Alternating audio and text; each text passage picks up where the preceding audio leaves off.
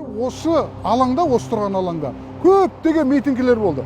Бірақ бір байқағанымыз, ешкім бұл жерде жаңағы қарулы көтеріліс жасап, тәртіпсіздік жасап, өртеп, ондай бір тәртіпсіздіктер болған емес.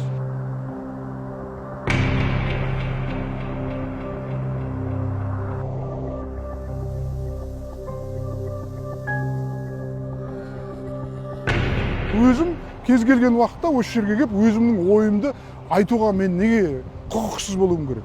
Өзім осы баяғыда 86-та жасаған, көтеріліс жасаған алаң, бұл демократия алаңы болып қалу керек, және осы жерде митингіге рұқсат берілу керек.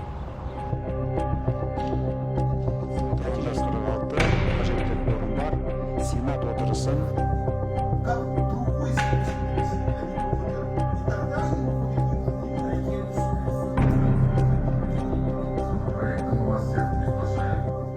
То, что сейчас сделал Сенат, я тоже с этим согласен, это весьма косметические изменения. Тоже достаточно такое спорное предложение, потому что речь не в количестве мест. А по международным стандартам люди должны собираться там, где они считают нужным, и где их лучше увидят или услышат. Во всех местах, кроме запрещенных.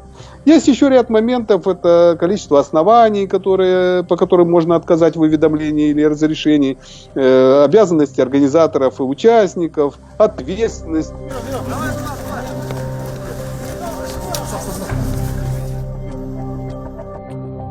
Бұл халықаралық нормаға сәйкес келеді. Азаматтық және саяси құқықтар туралы қабылданған фактінің 21-ші бабы екен. Сол нормаға бұл толық сәйкес келеді. Конституциямыздың талабына толық сәйкес келеді.